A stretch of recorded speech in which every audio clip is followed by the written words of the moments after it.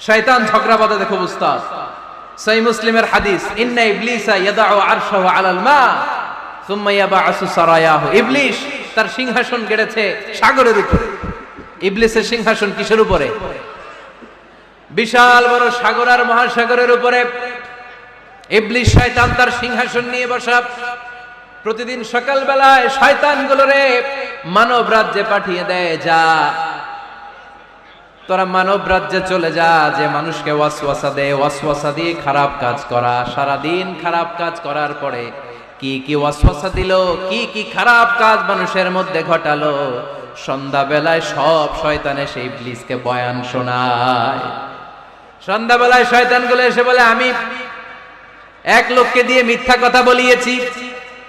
আরেক শয়তান বলে, আমি নামাজ কাজা করিয়েছি এক আল্লাহর বান্দাকে দিয়ে।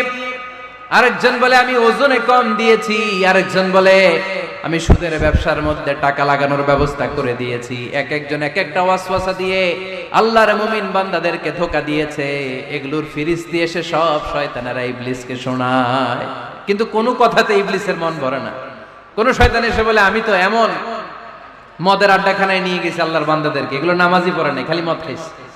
আবার কিছু শয়তান এসে বলে, আমি ক্যাসিনোতে নিয়ে গেছি, ওখানে খালি জুয়া খেলছে। আবার কিছু শয়তান এসে বলে, আমি বাজারের মধ্যে ফরমালিনের এই ওয়াসওয়াসা ঢুকায় দিছি। একটার পর একটা শয়তানি ফিরিস্তি তারা ইবলিসকে শোনা, কিন্তু কোনো কাজই ইবলিসের মন ভরাতে পারে না। একজন এসে বলে, আনা মা তারাকতুহু বাইনার রাজুলি ওয়া ইমরাআতিহি হাত্তা ফাররাখতু। আমি একজন ইমানদার নারী পুরুষের মধ্যে ঝগড়া লাগায়া ওই ঝগড়া বাড়াতে বাড়াতে বাড়াতে বাড়াতে তালাক পর্যন্ত নিয়ে গেছে।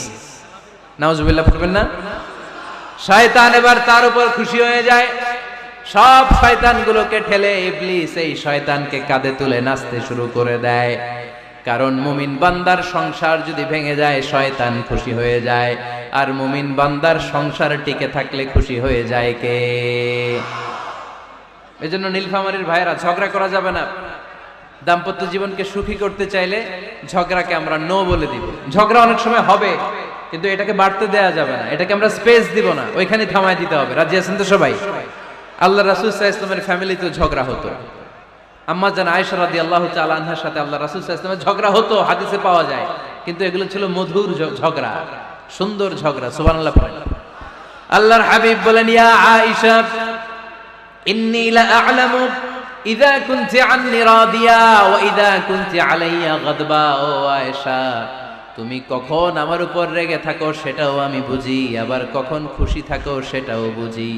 আম্মা জান আয়েশা বললেন, ইয়া রাসূলুল্লাহ, ইয়া হাবিবাল্লাহ, কেমন করে আপনি বুঝেন যে আমি আপনার উপর রেগে আছি, আবার কেমন করে আপনি বুঝেন আমি আপনার উপর সন্তুষ্ট আছি?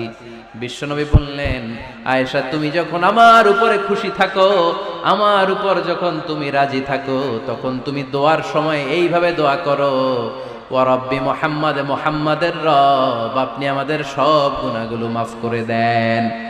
আর যখন তুমি আমার উপর রেগে থাকো, তখন তুমি আমার নামটা মুখ দিয়ে উচ্চারণ করো না। ও আয়েশা, তখন তুমি দোয়ার সময় বলতে থাকো, ওয়া রাব্বি ইব্রাহিম, ইব্রাহিমের রব, আপনি আমাদের সব গুনাহগুলো মাফ করে দেন।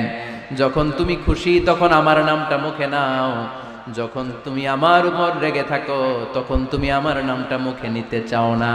আম্মা জান আয়েশা বললেন, ইয়া রাসূলুল্লাহ, ইয়া হাবিবাল্লাহ, মা আহজুরু ইল্লা ইসমাক, আমি শুধু আমার মুখ থেকে আপনার নামটারে সরায় রাখি, আমার হৃদয় থেকে কোনোদিন আপনারে সরাতে পারি না। মা আহজুরু ইল্লা ইসমাক, নবী হে, আমি তো শুধু মুখ থেকে আপনার নামটারে বাদ দেই, আমার হৃদয় থেকে তো আপনারে বাদ দিতে পারি না। আমার হৃদয় পুরোটা জুড়ে শুধু আপনি আর আপনি। চিল্লায় পড়েন আল্লাহু আকবার। তার মানে আম্মা জান আয়েশাও আল্লাহ রাসূল সাল্লাল্লাহু আলাইহি ওয়াসাল্লামের উপর রেগে থাকতেন মাঝে মাঝে, বিশ্বনবী মাঝে মাঝে রাগ করতেন। একবার খুব বেশি রাগারাগি হয়ে গেল, অনেক ঝগড়া হয়ে গেল। এবার আল্লাহ রাসূল সাল্লাল্লাহু আলাইহি ওয়াসাল্লাম খেয়াল করলেন না, এত ঝগড়া তো করা ঠিক হবে না। তখন আল্লাহর হাবিব সাল্লাল্লাহু আলাইহি ওয়াসাল্লাম বললেন, আয়েশা, চলো মিটমাট করি। কি করি? হ্যাঁ, মিউচুয়াল করি না, মিটমাট। এই যে ঝগড়া লাগলে আবার যে মিলায়া দেয়, এটা কি বলেন আপনারা নীলফামারীতে? মিটমাট। আল্লাহর হাবিব সাল্লাল্লাহু আলাইহি ওয়াসাল্লাম বললেন, আয়েশা, চলো আমরা মিটমাট করি, আমরা আর ঝগড়া না করি। আম্মা জান আয়েশা বললেন, ঠিক আছে, চলেন মিটমাট করি। বিষ্ণু বললেন ঠিক আছে, একজনকে নিয়ে আসি যে দুইজনের মাঝে মিটমাট করাই দিবে। কারে নিয়ে আসবি? ওমরে ফারুককে নিয়ে আসি। আম্মা জান আয়েশা বলে না, ওমরু গলিদ, ওমরের মেজাজ গরম, আমার ভয় লাগে। সুবহানাল্লাহ পড়বেন না? বিষ্ণু বললেন তাহলে তোমার আব্বারে নিয়ে আসি। কই নিয়ে আসেন, আব্বারে খুব ভাল লাগে। বিষ্ণু বললেন ঠিক আছে, তোমার কথাই রইলো, ওমরকে ডাকবো না, তোমার আব্বা আবু বকরকে নিয়ে আসবো। বিশ্বনবী মিটমাট করার জন্য সাইয়েদনা আবু বকর রাদিয়াল্লাহু তাআলা আনহুকে ডেকে নিয়ে আসলেন। সাইয়েদনা আবু বকর রাদিয়াল্লাহু তাআলা আনহু ঘরে ঢুকলেন। বিশ্বনবী বললেন, আয়েশা, আমার আর তোমার মাঝে কি নিয়ে ঝগড়া হয়েছে? কথাটা কি তুমি বলবা নাকি আমি বলবো?